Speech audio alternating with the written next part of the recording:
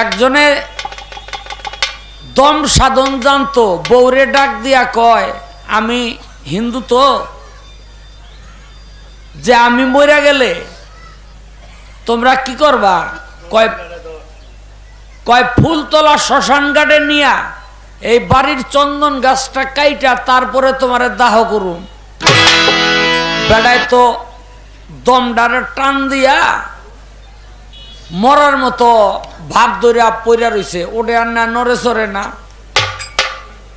তো বউ পোলা পান ব্যক্তে মিল্লা কাইন্দা কাইটা এখন এটারে সৎকার করতে হইব না।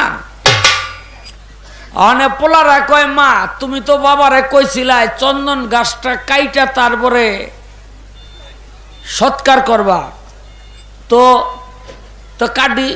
কয় দূর, এটা অনেক দামে ব্যস্ত আরবি, যে গেছে গেছে, হেল লেগারে এত টাকা খরচ কইরা লাভ কি? কয় তুমি যে কইছিলা ফুলতলা শ্মশান ঘাটে নিয়া এই দাহ করবা, কয় দুইটা লোক ডাক দে উড়াই দে। ওরা জেনে মোল্লা হনে পুরাইজ্ঞা। আগে তো শ্মশানে তো জায়গায় জায়গায় ছিল না, ফুলতলা শ্মশান ঘাট হইলে অনেক দূরে। দুইজন লোক ডাক দিয়া এরপরে কয় আমার বাবারে ফুলতলা শ্মশান ঘাটে নিয়ে দাহ করিস, এই লো টাকা। এখন দুইটায় কান্দে লইয়া যায়, আর একটায় আরেকটারে কয় এই টাকার লেগে তো ওরে পড়তে লয়ে যেতেছি, কিন্তু ফুলতলা শ্মশান ঘাট কি চিনস? আগের ডাক কয় না, পরের ডাক কয় আমিও চিনি না। এখন এইটা দম না সাইরা ওই খাটিয়ার উপরে বইছে, বইয়া কয় বাইরে ফুলতলা শ্মশান ঘাট তো আমি চিনি, কিন্তু আমি মরছি দিকে কইতে পারতাছি। দেখেন এটারও দুইটা ভাগ, ছেলে একটা চাঁদ, মেয়ে একটা চাঁদ। এই দুই চাঁদের যখন গ্রহণ লাগে তখন কারো কিছু বলার থাকে না। এটা হইল বাহ্যিক। আর আধ্যাত্মিক, আধ্যাত্মিক হইল এই দেহের মধ্যে আছে 24.5 চন্দ্র, আধা চন্দ্র থাকে এই ললাটে।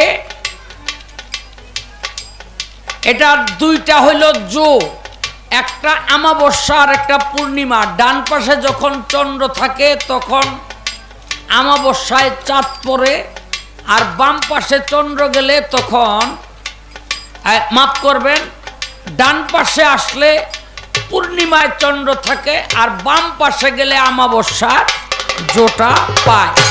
পূর্ণিমা মানে আলো, আর আমাবস্যা মানে অন্ধকার। এখন মায়ের চন্দ্র পূর্ণিমায়, বাবার চন্দ্র পূর্ণিমায়। আবার মনে রাখবেন, মায়ের চন্দ্র যদি বাম পাশে থাকে তাহলে হয় পূর্ণিমা, আর ডান পাশে থাকলে হয় আমাবস্যা। এই দুই চাঁদে যদি দুইটাই পূর্ণিমার মধ্যে চাঁদ থাকে, আর মা বাবা যদি তখন মিলন করে, ওই ঘরে সন্তান হইলে অলিয়া উলিয়া হয়। ওই ঘরে সন্তান হইলে অলিয়া উলিয়া হয়। এই জন্য ফকির লালন বলেছেন, চাঁদের গায়ে চাঁদ লেগেছে, আমরা ভেবে করব কি। এটা যারা দিনক্ষণের হিসাব জানে, সেই চন্দ্রের হিসাব জানে, তারা ওইভাবেই সন্তান পয়দা করে। বেয়াদবি নিয়েন না। আর আমরা যারা আম মানুষ, আমরা এলাম রাত নাই দিন নাই, খাটতে খাটতে জান শেষ। হ্যাঁ, এরপরে হেই গড়ায় পোলা পান 8-10 বছর হইলেই কয় বাপেরে তুমি বুঝো কি? হ্যাঁ, তুমি বুঝো কি? কইব না, ঠিকই তো কইছে। বুঝা জন্ম দিলে তার পুতে এই কথা কয় না, তুমি বুঝো। জন্মটাই তো না বুঝা দিছে, এর লেগা কয় তুমি বুঝো কি।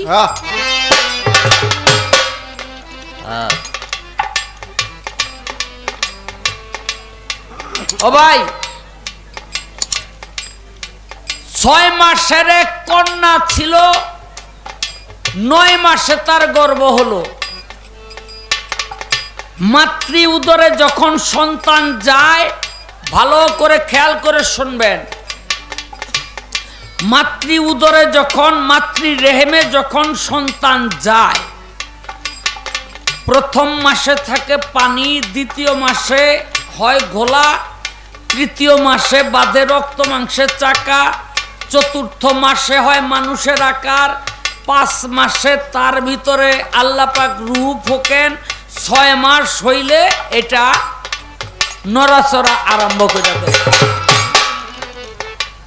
সন্তানটা হইল 6 মাসের। যখন 6 মাস বয়স হয়, নড়াচড়া কেন করে? স্বয়ং আল্লাহ ওই সন্তানের ভিতরে তার কলব নামে একটা জায়গা গিয়া সে আশ্রয় নেয়। এই জন্য ফকির লালন সাহেব বলেছেন, 6 মাসের এক কন্যা ছিল, 9 মাসে তার গর্ভ হলো। ভক্তি, বিশ্বাস, প্রেম, এই 3টির সঞ্চার ঘটে মাতৃ রেহেমের ভিতরে।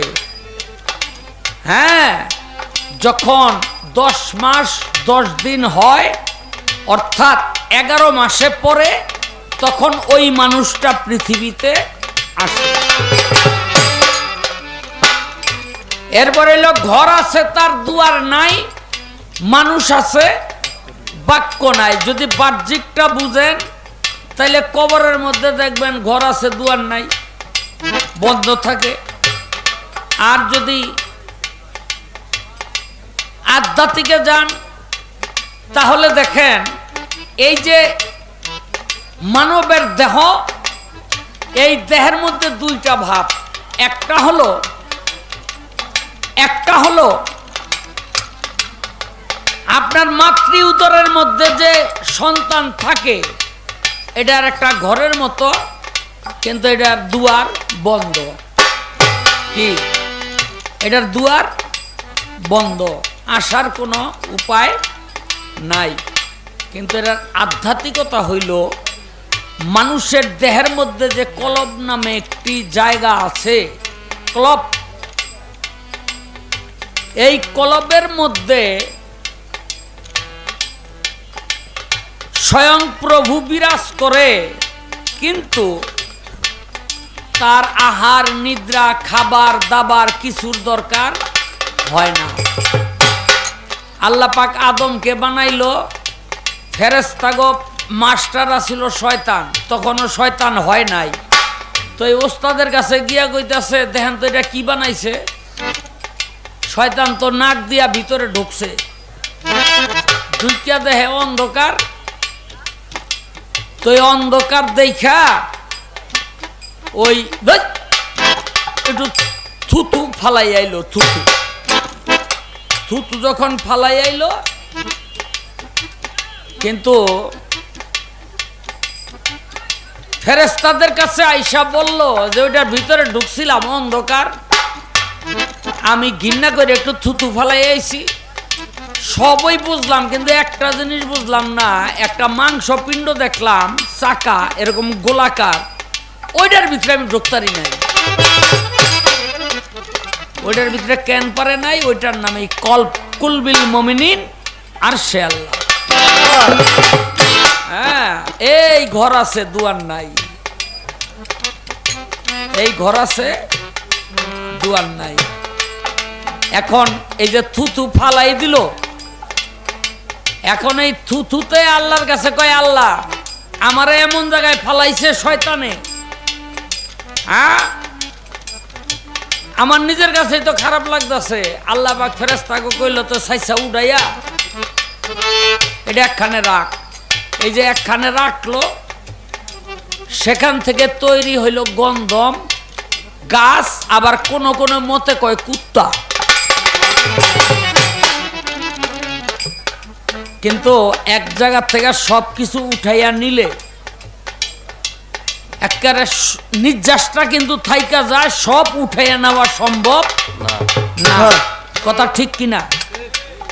তেল পড়তে দেখছেন না, ওই ইয়ের থেকে, এই বোতলের থেকে রানতে গেলে নানি দাদি গো বাড়ি লাগিয়া, আসলের বাড়ি লাগিয়া পড়ে যাইতো, তাড়াতাড়ি থাপা দিয়ে উঠাইতো, তারপরে মাটিতে থেকে যাইতো। এইরকম থুথুর নির্যাস রয়ে গেল আদমের দেহে, যেখান থেকে তৈরি হইল 6টা রিপু। এই যে কাম, ক্রোধ, লোভ, লালসা, মদ, মাৎসর্য, এই 6টা রিপু সেখান থেকে তৈরি হইল। লালন ফকির ভেবে বলে, ছেলে মরে মায়ে ছুইলে।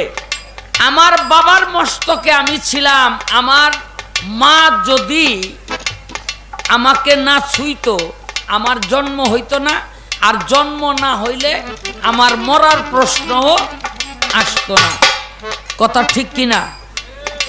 আচ্ছা, আবার দেখেন, পানি থেকে লবণের জন্য, এই পানির ছোঁয়া যদি লবণ পায় তাইলে গইলে আবার পানি হয়ে যায় না, বলা কোয়া শেষ। একজনে পীরের কাছে গেছে মুড়ি দইতে, পীরে কয়, বাবা তুই আমার একটু হারাম জিনিস আইনা দিলে তোরে মুড়িদ করু। কয় হারাম জিনিসের অভাব নাই।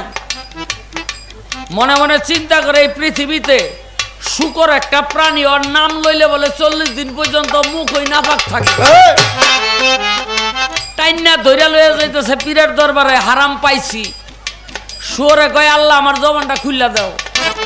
খুইলা দিছে। শুয়োরে কয়, এই তোরা এনে খাস না, খ্রিস্টানে খাই নাম গো, হারাম হইলে খাইতো, ছাইরা দিছে। আরে হাসাইতো তো, রাস্তার মধ্যে দেখে কতটি ময়লা, মানুষের মল, থাবা দিয়া ধরছে। মলে কয়, কই নিবি? কয় পীরের দরবারে হারাম চাইছে। কয় একটু আগে আমি পোলার চাল, খাঁটি ঘি, মুরগির মাংস, তেজপাতা, লবঙ্গ এগুলি আসছিলাম, তখন একটা মানুষের খাইয়া আমার এই কাম করছে, হন আমি খারাপ হয়ে গেছি। কয় এইটাও তো তাইলে ঠিক না, এটাও তো হারাম না। চিন্তা ভাবনা করিয়া পীরের দরবারে গিয়া কয়, বাবা আসলে পৃথিবীতে আমি ছাড়া কোনো হারাম। এখন আমার কথা হইল, মুক্তা সরকার, তোমার ভিতরে হারামটা কি? তোমার ভিতরে কি এমন হারাম জিনিস আছে? কারণ তোমার দেহটা তৈরি হয়েছে 18টা জিনিসে, আল্লাহর দেওয়া 10, মায়ের 4, বাবার 4, গোস্ত পুস্ত, লোম, চামড়া, হাড়, রক, মণি, মগজ। হাড়, রক, মণি, মগজ বাবার, গোস্ত পুস্ত, লোম, চামড়া মার। আল্লাহর দেওয়া হইল 10, ঘ্রাণ শক্তি, বাক শক্তি, বিবেক শক্তি, ধরন শক্তি, চলন শক্তি, বলন শক্তি, আস্বাদন শক্তি। হ্যাঁ, এগুলো হইল আল্লাহ। তো যার যারটা তারে তারে দিয়া দিলে, এরপরে ও তোমার ভিতরে এরকম হারাম কি আছে জালইয়া তুমি আমার কাছে। আবার গুরু কয় যে হারাম লইয়া আমার কাছে আইও না, কোন পথে যাইবা? হ্যাঁ, পীরের আগে খাইতেও পারবা না, আর না খাইয়া বুঝবাও না যে এই জিনিসটাই সবচেয়ে ভালো। তোমার মুখে যাহা মিঠা লাগে সোপে দাওতা গুরুর ভোগে। এখন না খাইলে বোঝা যাইব না এটা ভালো, আর খাইয়াও পীরের দেওয়া যাইব না।